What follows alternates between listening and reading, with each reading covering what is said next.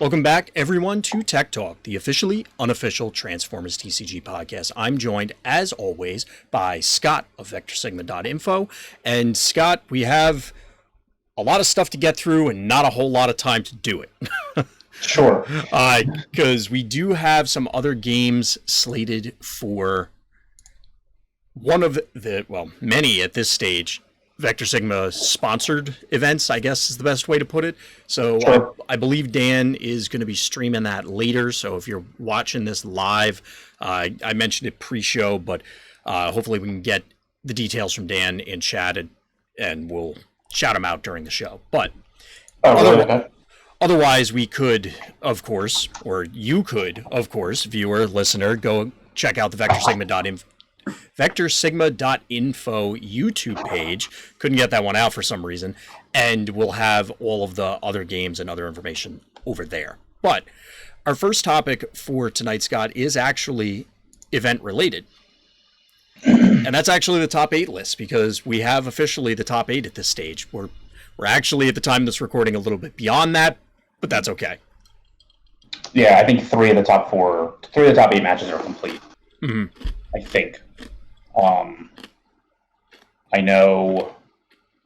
I think I know all that advanced.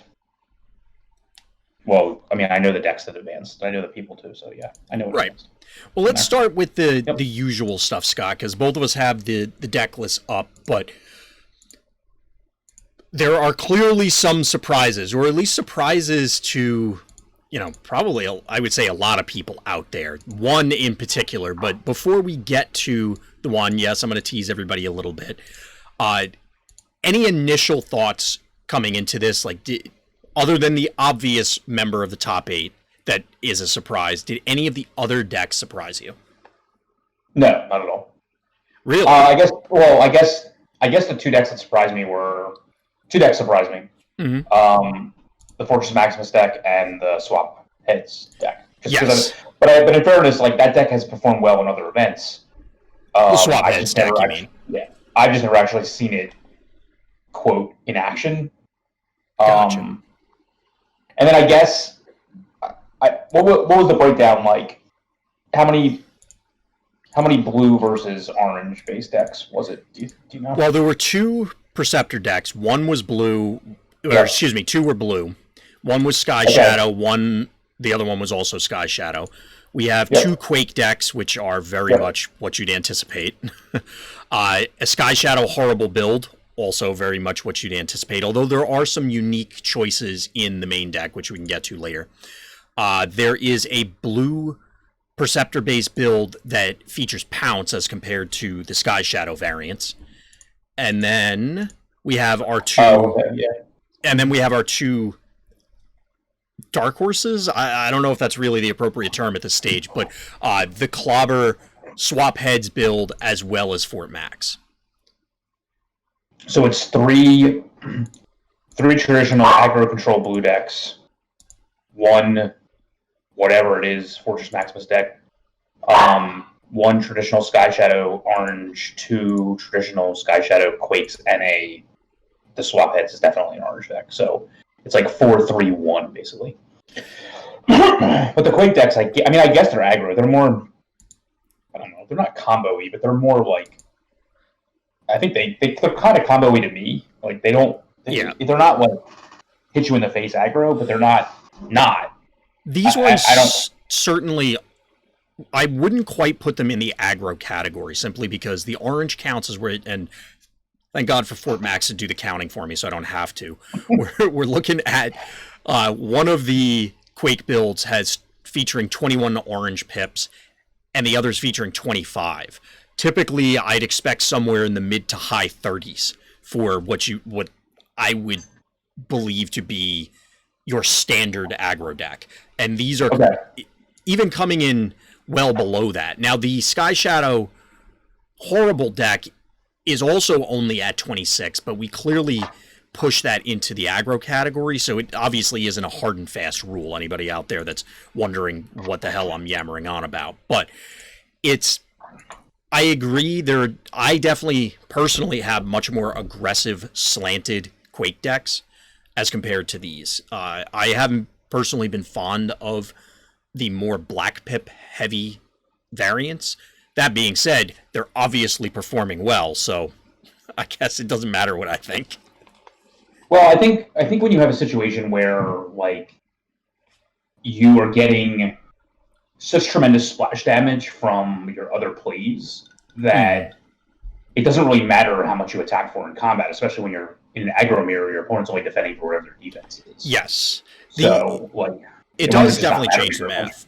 Yeah, the concern I had typically had with these, and I don't in any way mean this to be a knock against the players, the deck builders for this. My challenge was typically against even other aggressive decks. It's entirely possible that you're just pushing 2 damage on any given attack, which, yes, the damage doesn't matter in combat, right, but that only goes so far. Now, if you're able to play 2 relevant cards every single turn, which these are all chock full of cards that have relevant game text, great, then you're fine. You can make up for it, especially in the orange slanted meta where, you know, okay, I'm only getting in for 2, but realistically every turn I'm doing 7 because of other reasons. You know, whether it's burns or horrible flips. I mean, you're getting in for a lot more. I mean, like, your guys have base, what Quake is like a base 5 in bot mode, and like right. Horrible usually attacks for 4, I would think. Like, so. Yeah, I'm exaggerating it slightly, but the concern is, do you just flip 2 black pips in your attack and then go, oh, I'm at 5 Pierce 2? Like, yeah, I mean, it's definitely possible, but I mean, there's a lot of orange blacks in the deck, so I mean, like, yeah, it's not probable. I mean, you're probably going to attack for 1 orange. The black isn't going to mean anything, and you're probably going to get in there for like 3 damage, but you're doing so much damage outside of combat, it's not even funny. And then when the heads pop off, exactly, assuming they actually even get to attack, they're usually just getting in for and actually dealing as much as their base power is usually, I would say. Yeah, certainly in the case of Kreb, obviously with Grax, we're reaching a little bit more, but you're absolutely right. Now beyond that, a lot of people had been for a while singing the there's one every set, they're singing the song about how oppressive Sky Shadow is, but it ended up, I mean, at this point in time, I believe it was a significantly smaller percentage of the event overall than people expected, just from a quantity perspective. And then it only sported 1 person in the top 8. There's 3 in the top 8. Yes, where I was going to finish the statement was specifically referring to the aggressive end of things. I mean, that's fine. I don't think that build is better or worse than the control variant. So I don't really. So you're lumping the aggressive version in with the control versions as well, just as the Sky Shadow silo. Yeah, I would think so. I think the difference is whether your tank defends for a bunch or whether your plane attacks for a bunch. I think that's all it wants to be. Well, exactly, yes. I mean, there are other not variations, but other points of note. Specifically, you have Perceptor attached to a few of these as compared to Horrible, for example. Yeah, that's fair. Clearly, even putting the blues aside, the deck composition and the play patterns, I think, change a little bit, although it is ultimately you're funneling all your flips into a particular character to leverage all of the advantages there. Right. Is there anything you want to point out specifically about these Perceptor Sky Shadow builds? Do you think that this is poised? Was this just a meta evolution where we saw the sea of orange and orange black, and then now we have a number of blue decks, granted all Perceptor based, or maybe not all Perceptor based, but Perceptor playing a prominent role as you'd expect. But is this just an evolution? Do you think these things should have been pillars from the beginning? What are your thoughts on that, Scott? I mean, these things were pillars from the beginning when you look at what actually performed well from that slant. I think whenever they have performed well, it's always been that way. I don't think there's another option you can go. From the blue end, you're saying? At this stage, I don't think so, because there's no other. I mean, if you draw very well, I assume you're the battleship type decks from Wave 4, not so much Jetfire, but like Galaxy might be able to do something. I mean, it's I would say what I would say is that the battleship decks from Wave 4 are well positioned against these aggro control decks, which is actually different than the way it usually plays out um, in other card games. It seems like the heavy control decks are still favored against the aggro control, as opposed to usually aggro control beats control and control beats aggro. But it seems a little bit different in this, especially in this meta. Yes. Like, if you can't actually get in there and damage the giant character for anything significant every single turn, they're never going to go off the table. Right.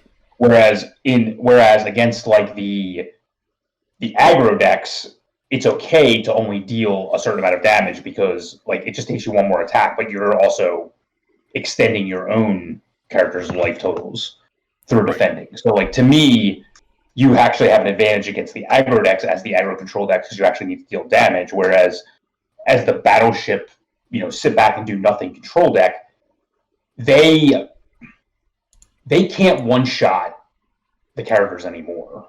Correct. So if their big guy has to attack twice, you're just down too much, especially with the damage it's almost you're getting at. As compared to the way things were in the past, or even just what you were just saying, you're losing a turn in other scenarios. Here, when it's that one guy can't just go, that guy's dead, and next turn, that guy's dead. It's like you're losing 3 turns because you gotta like wind up again. Like it's a cartoon and he has to wind up his arm before he punches or something. Mm-hmm. And while I do think that like characters like Night Racer are an improvement over the options in the past, like you can't run Skydive anymore. You can't run.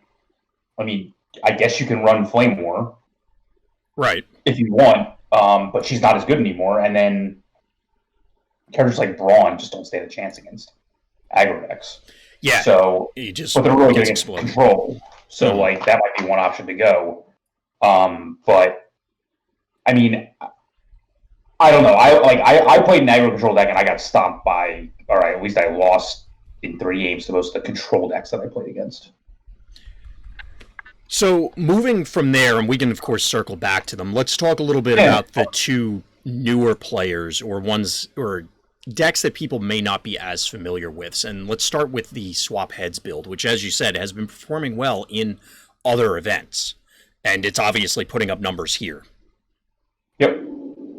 So, oh, God. No. Well, what I was going to say is this, just from the orange count, to go back to, I don't want to say a meaningless number, but it is a number that I can point at.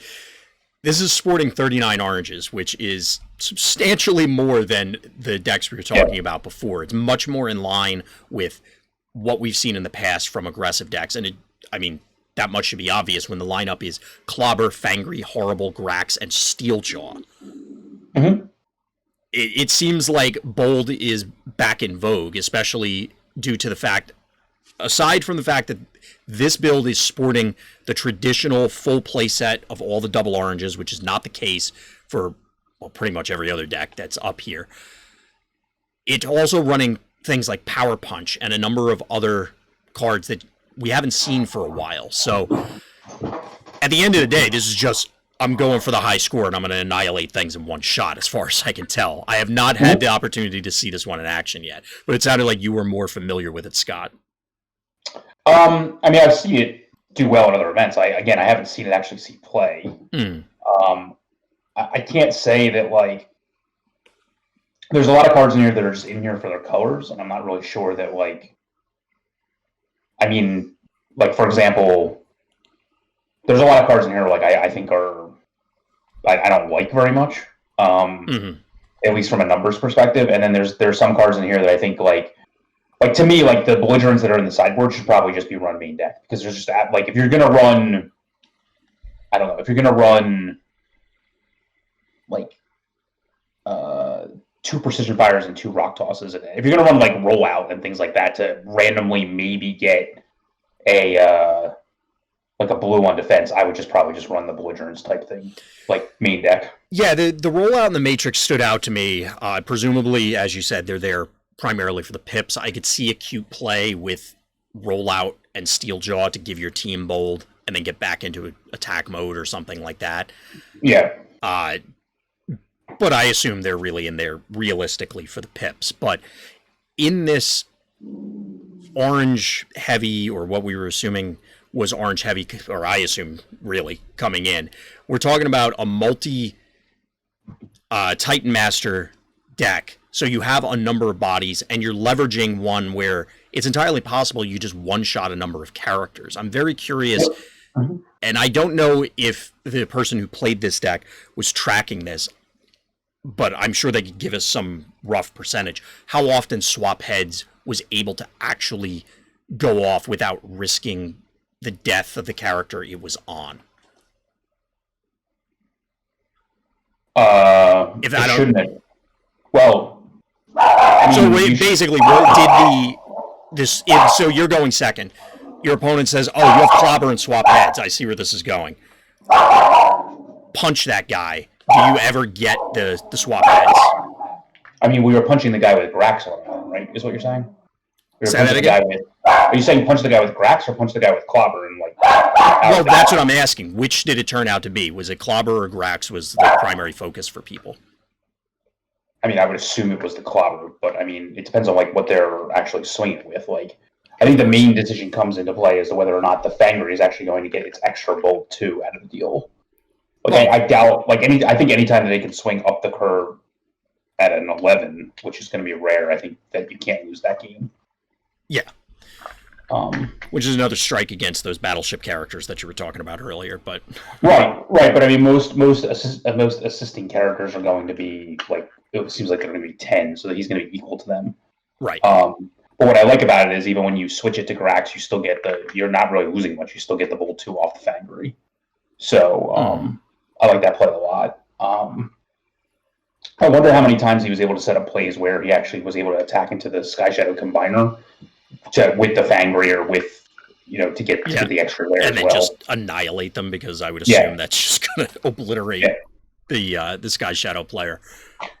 I guess there's an outside chance that he could actually KO a piece right away, even just Clobber, but it seems mathematically difficult. Although, I really like the Steeljaw interaction, because what happens is like you flip Steeljaw on 1, and then it gets an extra bold 1. Yep. On the Fangry to start with, and then you can swing into, like, if you go first, you can swing into a piece, and then you have bold 4. So like your 4 bold 4. I mean, technically you're flipping 6 cards. I mean, like, you could technically get to 12. Not very difficult. It probably is not very difficult to get to 12. And then, I mean, it's not easy, but it can definitely happen. Yeah. And then when you eventually switch later, they're also going to have the bold. So somebody's always going to have the bold. But what the other thing is, I mean, this Steeljaw could probably just run interference as well. I mean, it'll probably get one shot against aggro decks, but not against control decks. So absolutely, you can definitely run interference, and then if you ever have to flip back, you can. So. Right. Yeah, there's definitely a lot of tricks in what seems to be a very straightforward deck, where it's, as I mentioned at the top, just go for the high score sort of thing, or at least it appears that way in the surface. The fact that you can set up a lot of these plays, I was a little surprised that there isn't more burn in the deck. As you pointed out, there's rock tosses, there's precision fires, there are 2 Camion crashes, but not the full set. We don't see any one-shell stands, there's no magnetic dysfunction rays.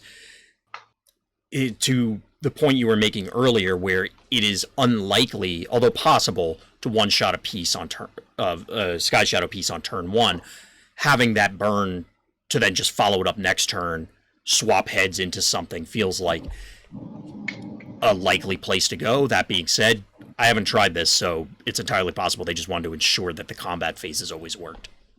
You should be able to one-shot a Quake right away also, right? Like, because they have a Grax head on them usually, right? Generally, so he'd be 13 health but 3 defense. Oh, okay. So probably not then. Yeah, depending on, of course, well, there's no reason that he would be flipped and exposed on turn 1, realistically, if they went first. So it's unlikely, but it's also, again, it goes to the burn aspect where, okay, you may not KO that Quake piece, but just beat him up real good, and then you can finish him off. You're going to have bold 6, so... I mean, that could be enough. I don't know. That's 8 cards you're flipping plus the 4, so... It's entirely possible. You can get to some really mean numbers. Yeah, I mean, when looking at the deck list, like, there's only 4 whites in the deck, which I think probably just isn't enough. I can't stand Hold the Line. The mission briefing actually seems pretty decent, especially with Steeljaw in the deck. I actually like that a lot. Which is? The mission briefing. Oh, the mission briefing. Yeah. Yep. The espionage I like against like Sky Shadow deck, so I agree with that. The one force field just seems so random.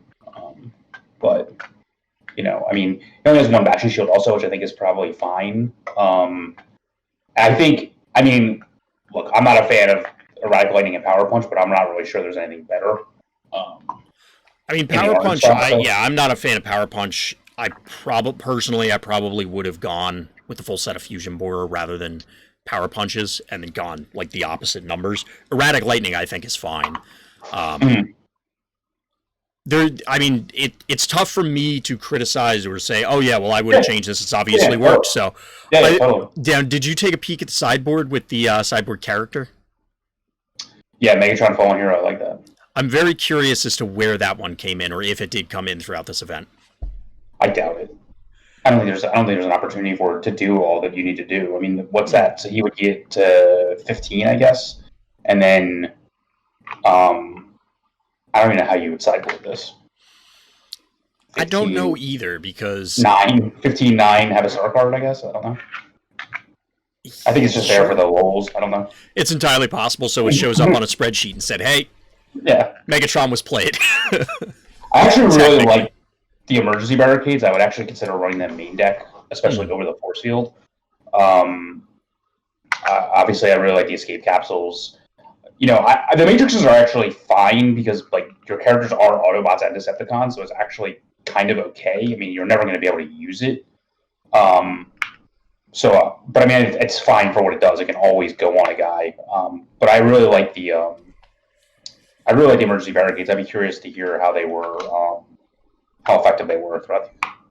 Yeah, if you ever brought them in. There's a lot of things about this that I like and I'm very intrigued by, because it's an idea that I think we all had mentioned very early on in the Wave 5 meta, maybe way back when these cards were first revealed, where it's, well, what if you slap Clobber on Fangry or slap Clobber on whoever and just go nuts with orange stuff? And that's kind of what this deck is doing, which is very amusing to me. I really like it. Mm-hmm. Let's talk about the other oddball one, though, in Fort Max. Did you see Fort Max coming at all? I mean, I knew it was going to be played because Christian was already Because somebody told you. Because Christian was already qualified, so he wanted to play something quote fun. And yet, he still managed to perform very well with it, even though it's a quote-unquote just for fun build. Yeah, he's already in the top 4, but there's a reason for that, and I think the reason for that is because this preys on blue decks, and I don't have a total breakdown. Dan has the total breakdown, but I do know that, like, I think there were, like you said, there was an abundance of blue decks here. Mm-hmm. So he probably faced a bunch of them. Well, he did. I know for a fact he beat 2 Quake decks on the way. Oh, okay. That's interesting. Now, one of them I did not see. One I did cast with Dan. And game 1, the Quake player made an error that cost him the game. Like, that's what happened. One of the other games, the Quake player just got annihilated. Like, there was just no shot. Which is sometimes... There's not enough characters to, like, make it go off, is that the point? Well, it wasn't quite that. It was really just the Quake player. Again, this goes back to my argument for or in favor of having a more orange-focused Quake deck. Typically, and I said this before we went into the match, I expected Quake to take it because I didn't have the deck list in front of me, because I was assuming an orange build, and 3-wide beats up on Metroplex, and I expected something similar here. Because, you have more bodies, they can soak more damage, blah, blah, blah. However, that didn't turn out to be the case because most of his attacks were super anemic, so he was attacking for 5 Pierce 2. And it just didn't matter. He never got far enough. Now, he did KO Fort Max, but then Cerebros took over. I don't recall if we ever got farther than that, but Cerebros, with the Grax head on, it was just, there's too much. 13 was too much? Well, because he also has innate tough, and as well as he was able to recur force fields constantly. So even if he was getting, remember, like I said, he was typically only attacking the Quake player for like 2 or 3. It just wasn't getting it done. Okay. So point being is it does seem to have some game against aggro to some extent. I would like to see it on a longer timeline because yes, while he beat 2 Quake decks on the way, we're still only talking a 5-round event. So it's entirely possible there was some, and don't everybody out there, don't misunderstand. This is no way trying to take away from what was accomplished with Fort Max, but we are talking a small sample size for this kind of thing. So, but it seemed to be working out really well, despite the fact that the main deck is 46 cards. It's 46 cards on purpose, so that he doesn't. He says he flips so many cards when he's like turtling around as the Fort Max that when you got to Cerebros, he didn't have enough cards left in his scrap pile, and a lot of times he would activate it and not be able to get anything out of the deal. Exactly. That's what Dan had mentioned prior to us casting the game, which I thought was definitely an interesting way to address it, since he obviously wanted Grax as the head as opposed to Freeze Out or one of the other ones that would have ended up cycling the deck at 40 cards in a different time frame. Yeah, I think it comes out how many whites you have in the deck, so it looks like he has 2, 4, well, actually it's right there. It says 15, 15, yeah. Which is a fair amount. So, but you really need it for the defensive triggers, because obviously it's blue-white on there, as well as even on offense, just to, okay, well, I need to see more cards to guarantee that I'm getting there. As much as this, as well as Metroplex, you assume, oh, well, you have bold 4, you're going to get it, or you have bold whatever, you're going to get it. It isn't always quite that simple, and sometimes the deck, on average, and on a long enough timeline, yes, you will get it. That doesn't mean you always actually get it. Yeah, that's fair. So that's fair. So those are our 2 oddballs. We talked a little bit about the Sky Shadow builds together, and then, of course, we have our Quakes, which are always the fan favorite. There are several people that are very big Quake fans in Discord. Now, there are some interesting card choices across these. So, for example, Nick's version's running Composite Armor, which is something that can sometimes be difficult to play. He's also running Aura Disruptor Blades. Whereas in Ventrix's build, he obviously limited those, but he's only running 1 Fight for Position and 2 Magnetic Dysfunction Rays. But he's also leaning into the Special Delivery Plan, which I like. There's a lot of room for playing around with this stuff. As you said, the Black Pips just, they do so many things now as compared to before. So you can get a lot of power out of these cards just by, well, playing them, as silly as that sounds. Do you think the scouting mission is necessary, or would you just run mission briefing there? That's a good question. For mine, because I'm less reliant on the cards played, as in, because I'm more orange, I rely heavier on the combat step, so it doesn't matter if I have relevant, or matter as much if the cards in my hand are relevant. I prefer the scouting mission just because it is the burn, and the random blue will help. That being said, I can see the argument for mission briefing because, well, you got, if you know you need card draw in this matchup, you want to make sure you find it. And I'm looking at their sideboards real quick, and neither of them appeared to run that. So they were just banking on the. Well, I noticed that Quake and Horrible were usually always in bot mode, so it's always going to just be a pep talk that's green. Exactly. Yeah, and because you're. Again, it's sort of this pseudo aggro deck where it's mostly aggro, but I guess a little combo-ish. You are dumping your hand relatively quickly, so those refill options are important. Now, the sideboards are actually cool, and I want to call out the Doom Shot that's showing up in Ventrix sideboard, because that's something that a lot of people have discussed as an answer. You swap out one of the heads for, well, obviously Doom Shot, and then that way you can try and fight off some of these aggressive decks. You can fight off other things that are just going to try and one-shot your Quake on turn 1. Whereas on the other side... You put on Fangred, right, obviously. I'm sorry? You just put it on Fangred, I assume, right? Yeah, that's what I would expect. I'm not sure if that's actually what he did. I didn't get to observe any of his games, but that's where I assume it would go. Now, the other one is running Parsec, which I'm not sure about out of the board. I don't know if that was very much I don't care about my board character, so whatever. Yeah. But there is something cool that's in there that we had talked about going into the event, and that's supporting fires showing up in the sideboard here. So you could, if you have Kreb on, or well, actually it's going to be 10, so you could have Briscoe on Fangry and supporting fire Fangry into a Quake. But that's hiding behind the lines for the mirror. So it was cool preparation there on that end.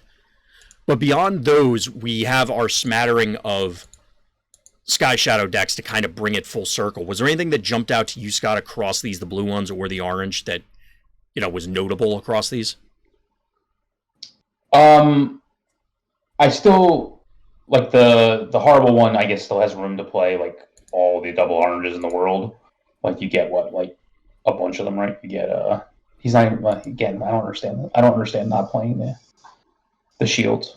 I never understand that. But what shields? Everybody shields. I never understand. But I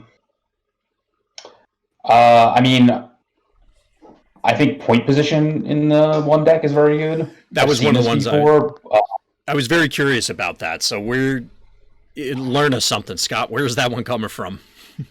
I mean, I guess you force them into one of the pieces, right? And then basically, so what happens is that if they don't have a plethora of direct damage out of hand, then what winds up happening is they quote just waste an attack by doing so much overkill to the one piece that's already damaged that it sets up awkward scenarios. Yeah. It's also a black pip, which is obviously important for horrible, which is I don't want to call it cute because that kind of downplays it, but the whole package is very interesting in the way it plays together. Yeah, I also find it interesting. I agree with this, but I find it interesting that because I mean, I'm very much of the same ilk that I'm not a huge fan of precision fire, and he's running rock tosses over them, which I mean, I think they're effectively the same card, except for you have no chance of your own guys taking any damage. So right, yeah, there's a slight trade-off there where obviously at the end of a game it can get awkward, like trying to get the rock tosses to actually connect. But they're functionally, for the most part, the same thing. Yeah, I agree. Not to belabor the point, but I'm still staring at these point positions because it's so interesting to me. Taking a turn off playing something aggressive in order to set that up, but it also would be really cool to say, oh, well, they popped your piece for 9 damage or built it up to 9 damage, and you somehow know they don't have burn, or I guess you have no other option. You point position and even the score or something like that, which would be hilarious, because those are the villainous spotlight slots in this deck as compared to mounted missiles or other options. Yeah, maybe that's happening. That'd be cool.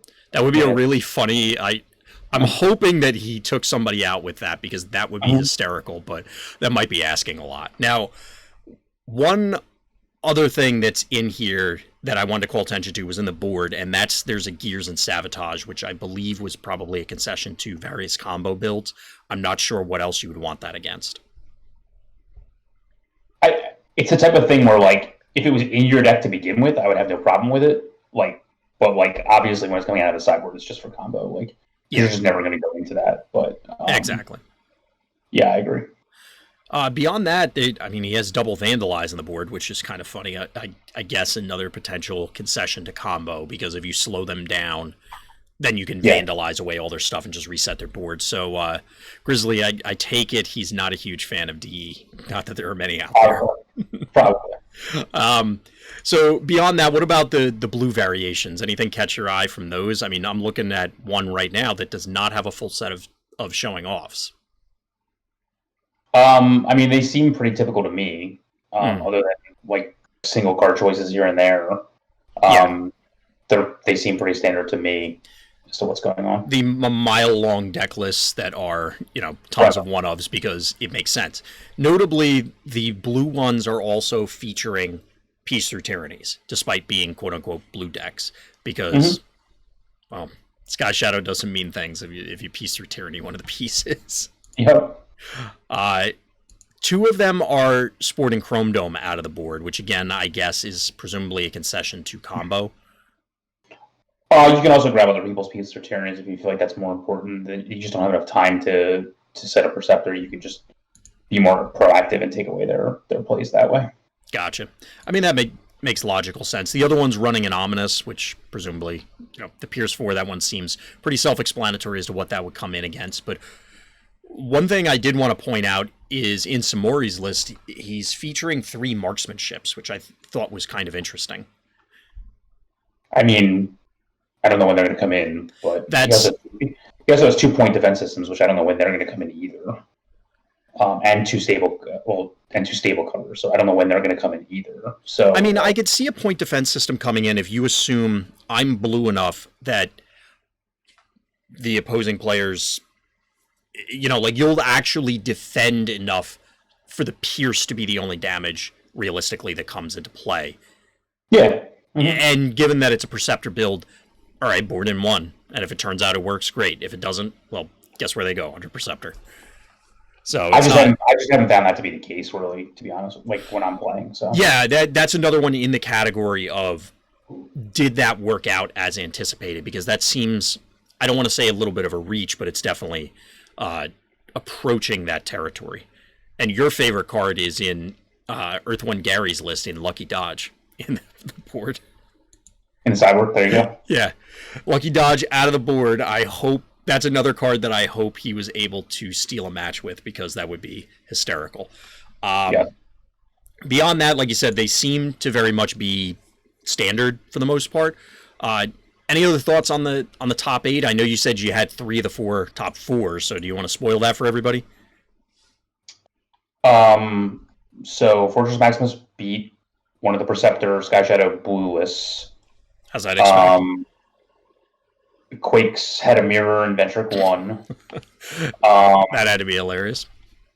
It was, yeah, there was a lot of triggers. Yeah, there's a lot of triggers. I think the swap heads deck is playing against the orange Sky Shadow with Dan later, and I think the other blue Sky Shadow beat the Pounce deck. I think that's where just now.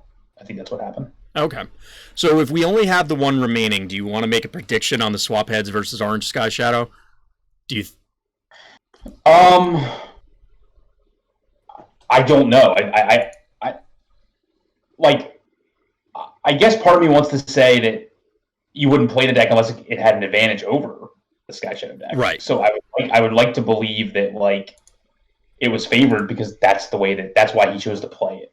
If that makes any sense. Yeah, I follow. Right. Because especially through these other events that you were referencing, they've been going on for a while, and there was that period where it was, all right, everybody's playing Sky Shadow, especially the orange versions. So, right. Yeah. I kind of agree. I would like to believe that he's prepared for that matchup. So. I can see that, honestly. I mean, it's one of those orange matchups, and Sky Shadow can do some mean things sometimes.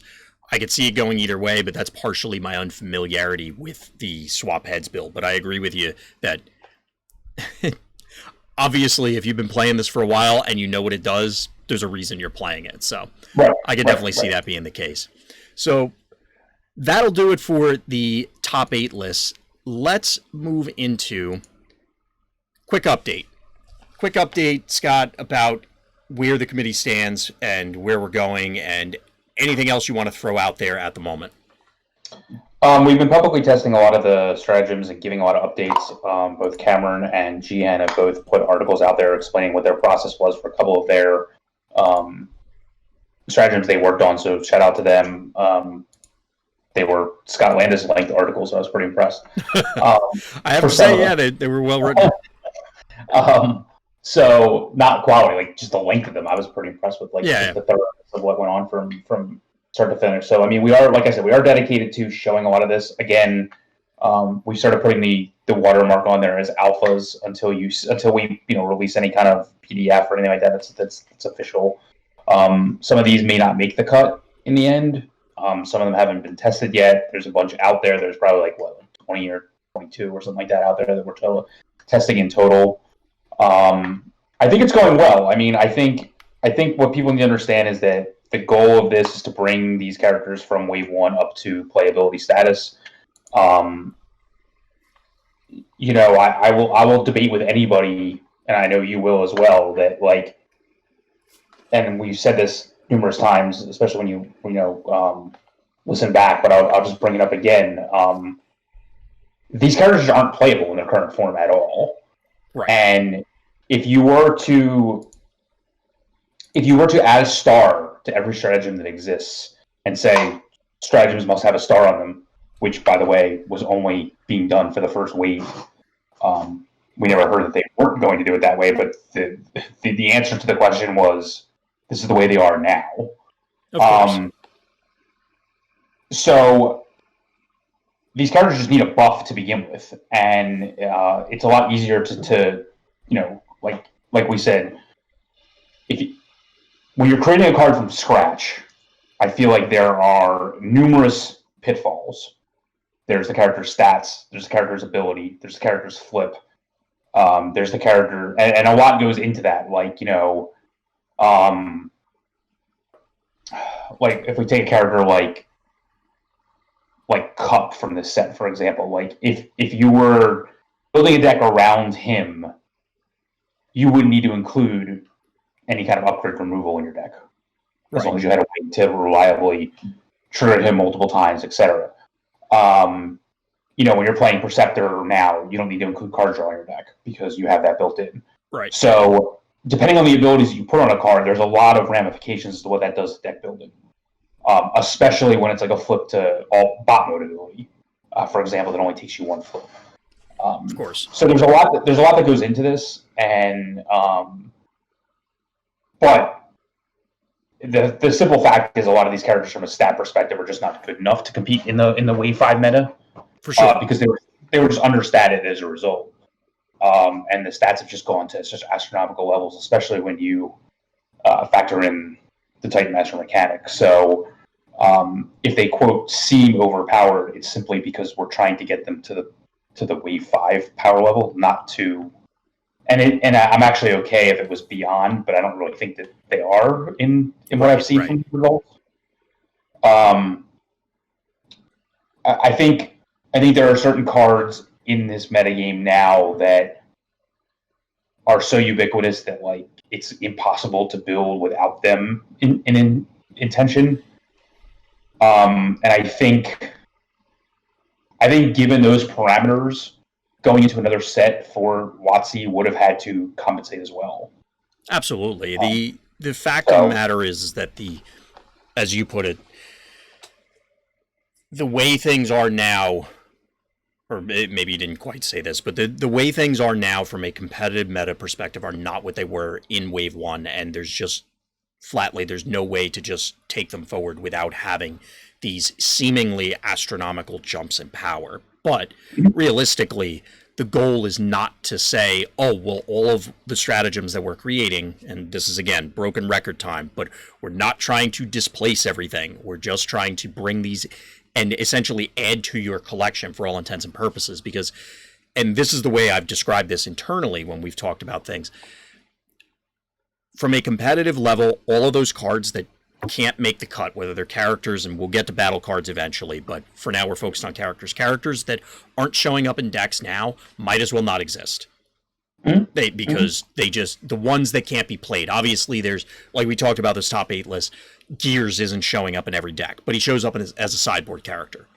Presumably that was his intention, was to always run it alongside the stratagem, but some of these other characters, specifically ones from Wave 1, they're just not getting there unless you push things and keep them in balance with whatever is currently Tier 1 now. So, we just went through a number of Tier 1 decks, or seemingly Tier 1 decks, so keep that in mind when you're seeing some of these things. You're going to look at it, and everybody did this in preview season before, too.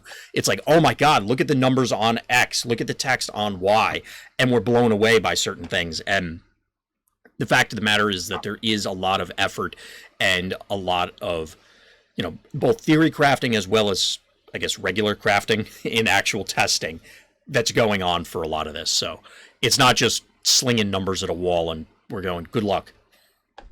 Yeah, I think one part that I think people might take for granted is we've been playing with this set for over 6 months. Like because basically as soon as it's literally almost 5 months to the day.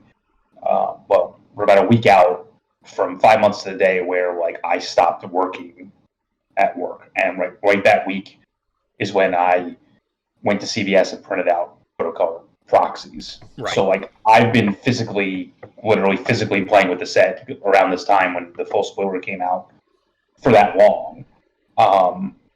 So like we've seen what these cards can do well before what was the date? May 28th or whatever. Yeah, I was going to say 24th, but yeah, somewhere in there. Yeah, whatever that date was, like we had already been playing with the cards for a full like 2-3 months before that. Mm-hmm. So like if like we have a pretty good idea of what the metagame looks like.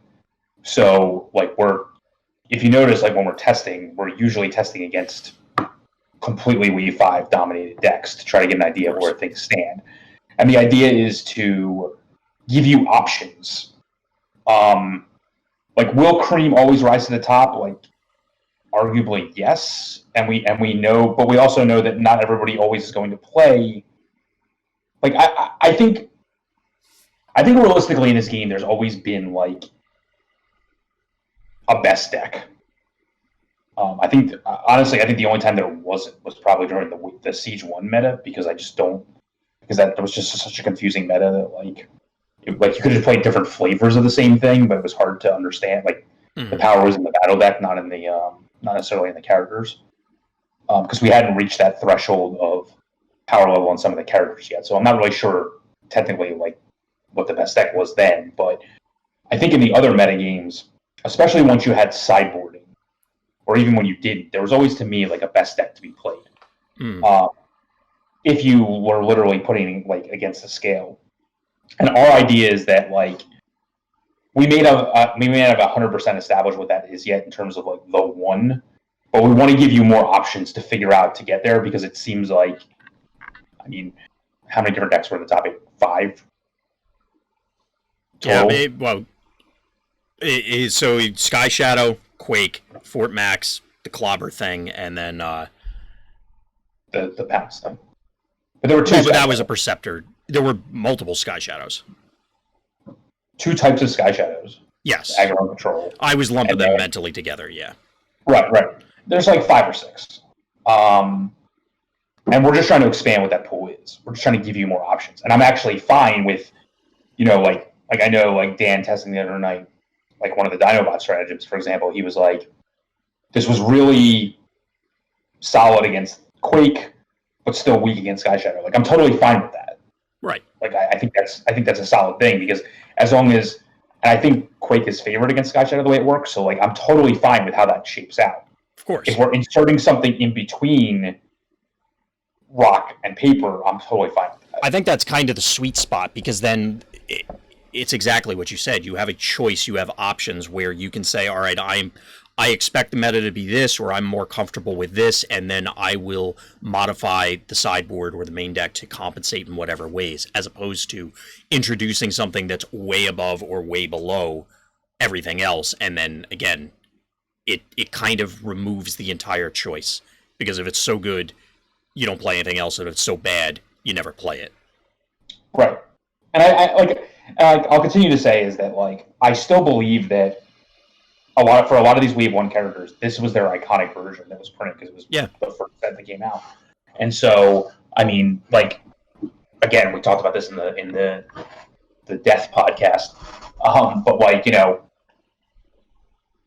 you remember the Dinobots that became Volcanicus? Because, I think I'm the only person on the planet that likes the machinima where that actually happened. So, I mean, like, I mean, to be fair, they were Volcanicus a long time ago. I distinctly recall that, but, like, no one cares about that. And when I say no one, I don't mean literally, but I almost mean literally no one. I think they were Volcanicus because somebody took like epoxy and decided to put them together in order to do it. And then Hasbro said, "Okay, we'll do this." Like I don't think it was clearly never the intention to begin with. So right. So I just think that there's I think for a lot of the characters, this is their iconic or only version that exists. And so, like, before we just go off and create new versions of that character, we just think that there's a lot there to still explore. Exactly. They bring their own interesting play patterns to the table, basically, and there's no reason to excise that. So, any other thoughts for the update, Scott, before we move into the upcoming events? Even though we're finishing out this one still. No, I mean the goal is to basically get these to be usable. Probably not in the next event, but the event after that, because I think the next event will probably feature some other format that's not like normal constructed. So it probably wouldn't fit there either. So give us more time to test them. Makes sense. And still have formats that are out there. But I mean, we plan to have them out like well in advance of. We're targeting, I think, the Invitational for the first time of these. Gotcha. But it might be earlier if we get it done. Yeah, it's very much fluid. We do have some milestones and deadlines, but we want to do it right. So you do things right. There are some things that are going to have to get in line to make that happen. So yeah, we were able to go back to the drawing board several times. Of course, and that's the only thing we can do. So and as like everybody else, like it's still harder to play test as it is harder to play. So yep, absolutely. So let's move into our last topic, Scott. And you had wanted to talk about a new format that's going to be coming up for some of the Vector Sigma events, and it's specifically surrounding waves 3 to 5. So let me kick it to you to preface everything and then take it away. Yeah, so we wanted to simulate a quote like standard format in or rotational format in the game, and so we decided to go with waves 3 through 5. It's an addition to what we talked about before with the siege block format that we had worked on before. It's just another version of that. So I think what it allows for is a lot of these stat upgrades that we've talked about ad nauseum happened around the siege block era. So I think the characters are just more on par, where you might see some diversity in the character lineups based on what goes on if certain cards and certain characters drop off. I'm hoping anyway. I mean, it may not happen. I mean, we may just have still a predominance of Titan Master's attack because that's just the way that it may work out. But I'm hoping that there's a little bit of diversity in what goes on, because I do believe that the format is continued to be dominated by battle cards that existed in the first two waves, but characters that existed in the waves past that. Yes. So I think without that marriage of very powerful early battle cards and very powerful late characters, that we may see completely different decks form as a result, and that's what I'm curious to see. Is there anything you happen to have in mind that would fit that category? Or, I mean, the obvious things, as you said, the Titan Masters, we've been harping on it for, well, almost 6 months now, about how powerful this mechanic actually is and how much it warps everything around it. So their presence alone, the Sky Shadows of the world, the Quakes, the Horribles, I mean, Perceptor is going to be legal. All the things that we just talked about are going to be there. But, as you said, the consistency and power level of certain pip combinations is not there. Is there something, what's your vote, I guess, for Dark Horse that's going to show up out of this particular format? I think Shockwave is really good in this format. We're going to have an oldie but goodie come back? Yeah, I think so. Smaller set, like block type formats that have access to less powerful cards are usually dominated in the past in other games by consistent card draw to get what you need. Yeah. And when in the case of inconsistency, consistency is king or something like that. Yeah, and in the land of the blind, the one man is king. Yes. Quite literally, in my opinion. Hey, I mean, no pun intended, or all the puns intended. So, I mean, if I decide to play, that's probably what I'm going to play. If I have the time and ability to not play test all the time and to be dedicated to this, that's probably what I'm going to play. Gotcha. I do think that while orange loses and aggro decks lose a lot, I think it's actually harder to play a straight blue deck than it is actually to play a straight orange deck, because orange can always just flip cards and attack. Blue, like, it's more subtle as to what you need to do. Yeah. Although the secret actions since they came out in Siege, are very powerful. To me, it's more about what the format doesn't have than what the format does have. Well, I think that's where it starts, but I think as time goes on, people are going to rediscover a lot of things. We've already had that sort of discussion going on among a number of people in Discord, where it's, oh, well, I'm missing all of these weapons. Oh, yeah, Battle Masters are still there. Right, exactly. Exactly. There's this whole mechanic where the character became a weapon. Yeah, so. Quite literally. And beyond that, although we had said that it's waves 3 through 5, the Blaster versus Soundwave collection set, whatever, is going to be included as well, just not the reprints, correct? Correct. So now, like, there were cards reprinted in this set for playability purposes. Again, as we talked about ad nauseum, that the battle cards were very powerful before the Siege block existed. So, like, there was a grenade launcher in there. There was a Scoundrel's Blaster in there. There was incoming transmission in there. Those are the three I can think of off the top of my head. Mm-hmm. Yeah, those aren't legal. So. Right. Yeah, it's strictly new stuff. For those audio listeners, that was air quotes. Yeah, if you look at the bottom of those cards, like the cassette-based cards, they actually say wave 3 on them. So I never got the actual retail one, so all of mine say 35th anniversary. 35th anniversary. So I think they both say that. Let me see if I can find one. But yeah, it's definitely going to be interesting to see what. Oh, they do say 35th anniversary. So fine, they would have to say 35th. They would have to say 35th anniversary or wave whatever they came out of. Right. Yeah, the point is to exclude the grenade launchers of the world, to push people into trying to find these other hidden gems that may not be there. Now, it would be very easy for people to just slide into, well, just run fusion borers instead. But I think there are going to be some more creative variations on a lot of these decks. And there's certainly a lot of potential for non-Titan Master things to make a big splash. So I am, like you, I'm excited to see what creativity brings from all the players that are involved in this. Yeah, I mean, as much as I want to play, I also kind of want to take a step back and take note of it as well. So I haven't decided yet what I'm going to do. Right. But like I said, I do think the certain decks that are popular and powerful now will immediately jump to the forefront and say, what am I going to substitute? Of course. What I'm missing for. But I think for all of you out there that have never dealt with a rotating format, that's usually what happens. Yeah.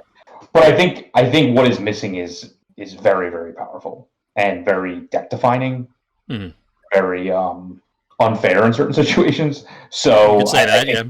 I think some of the cards some of the marriage between battle cards and characters that make a lot of these decks tier 1, tier S, whatever you want to call it, but I usually in God tier, whatever you want to call it. When you are missing the battle cards you need to jump you to that level, I think a lot of more things are in the A tier. Right.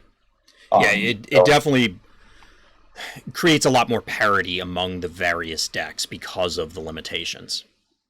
Right. I mean, it's typically like when you're missing Bashing Shield, Hollow Battle Projector goes up in value. The Rock, Paper, Scissor Armors go up in value. When you're missing Enforcement Batons, the Battle Masters go up in value.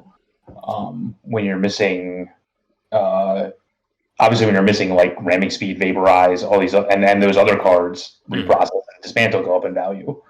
I mean, by the same token, now the Disassembles of the world become to the forefront. But there is, because you brought up Bashing Shield, which has been on my personal watch list, if that makes sense. It's always one of those, like, everybody loves to harp on things like, well, the Sky Shadows, the PTTs, the whatevers. Bashing Shield has been the thorn in my side since its printing, basically. And as compared to Bashing Shield, where it's blow up your armor and I get an armor, now it's blow up your armor, oh, you get 2 cards, or a card. it changes the dynamic for a lot of these things, because now instead of just all upside, it's, some trade-off. What I think is also very important that people don't understand is most players are used to all my greens are upgrades. Like, right? I mean, most of the time, like, it's really hard to, like... Yeah, I mean, there's the stray reprocess and stuff like that, but yeah. Right. Espionage, things like that. But, like, most of the time you're, like, getting upgrades. Now, all of a sudden, you, like, will be getting, most of the time, I assume, either bad upgrades, like those bad bashing shield things that were in Siege 1. Oh, the ones when they die, yeah. Yeah. Or you'll be getting mostly actions.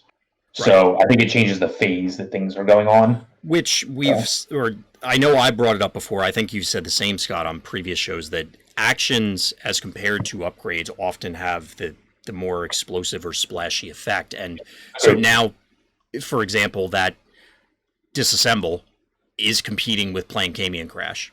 Yep. Mm-hmm. As opposed to I can bashing shield and play One Shall Stand in the old world. So, I mean, this is exactly what you were describing. I know I'm repeating it, but again, just to elaborate the point, it's going to be very interesting to see how this changes the dynamic. And this goes back to when we did our, the end of the game episode, that I feel a lot of this sort of design was learned over time. And it's like, obviously, if you can play 2 cards a turn, it's better than only playing 1. Yes, everybody recognizes that, but the approximate power levels in comparison from upgrades to actions or action against action, and where that factors into the resource system, quote unquote, of the game, understandably, I don't think Wizards had 100% firm and complete grasp of what that was then. Obviously, we didn't as players. And it's evolved since then. Yeah, agreed. So, I mean, obviously, some of the other things is like, we're missing the free double pips. We're missing the free split pips, matrix, and rollout and things like that. So, I think... Or at least one set of double pips. Obviously, we have our base ones. And our reprints ones. I'll be curious to see what people come up with, because like there is a heavy black focus. Obviously, there is some metagame choice green cards that are out there. I'm curious to see if people go back to Battle Masters. I think the powerful Battle Masters are still very powerful. I think there's play for the weaponizers. I think there's play for.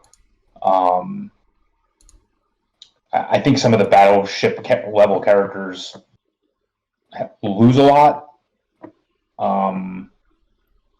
but at the same time, I don't know that is bad. It's a lot harder to get a Galaxy upgrade to stick when you don't have matrices, so it's just hard to flip. But like you said, the blue decks can't necessarily just wall up all day, so maybe getting Pierce 3 across your entire team is not going to be as required. Right. But I don't think you can actually even get the ability to go off as consistently anymore with that. I mean, obviously you have like energy packs, but like even your ability to like deem bold is hampered. Right.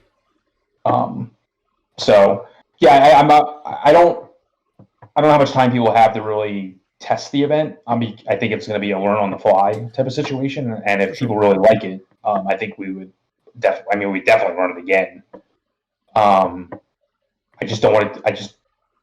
It's going to compete with the fact that we decided to make cards for Wave 1 and Wave 2 and things like that. This is how a lot of and for people out there that aren't aware, this is how it works out. If you split these sort of formats, there obviously has to be support for you'll hear the phrase eternal format, where it's, yes, you can play all these old cards. So exactly what you're describing, Scott. We're not going to get away from those sort of events because, well, A, we're designing those cards for it, and there's still a lot of fan favorite things there, different strategies, specific cards, that sort of thing. So, but I think that'll do it, Scott. Any last closing thoughts before we close up shop for this evening? No, you still have until August 12th to get in the event. If you have any questions about how it's being run or through the Patreon system or anything like that, feel free to hit us up. We haven't had time to fully look into another system yet, if that's a concern. But again, feel free to hit us up. We can discuss it. We have until the 12th at midnight to get deck lists in, so we'd love to have you. Again, as usual, we're shooting for 32 players. Same prize pool, probably even depending on how many people play, it would be even better. There's still, we'll still have 8 spots up for grabs for the Invitational. Yep. I think Dan said spots for the Invitational for this constructed event went down as far as 17th. Based Really? on people above that had already been qualified. So there is that as well. So like, obviously, as people continue to play in the events, it's more chances for you to qualify as those invites pass down. We are hoping, which we couldn't do this time because of everything going on and because of all the work we've had to do. We are going to try to treat this event with more fan friendly. So we're going to show more games on stream and things like that. And we'll be commentating on more games like we did in the first event that we had. I think if some of us take a step back and don't play in it, that'll be an opportunity for that. Absolutely. I think it's important in formats like this. We have some other format ideas. I think it's important in formats like that from a competitive standpoint to have that type of exposure because it's not something that like let's just say you and I were just to play this format, to play test it and put that video out there. Like, I think it's not as obvious that that's what's actually going on. Because, right. Like, obviously, these cards are all legal. Yes. So, like, we could just be doing this for the heck of it. I don't think it'll have as much meaning as, like, showing actual tournament games that have this. I agree with you there. Yeah, that definitely makes sense. And getting the other minds involved so that people can fully explore it as best we can. So, yep. So, like I said, I think that'll do it for tonight. Thank you, everyone who was hanging out for the live stream. So, the usual sign off, folks. As always, thank you for listening. Thank you for watching. And Black Lives Matter.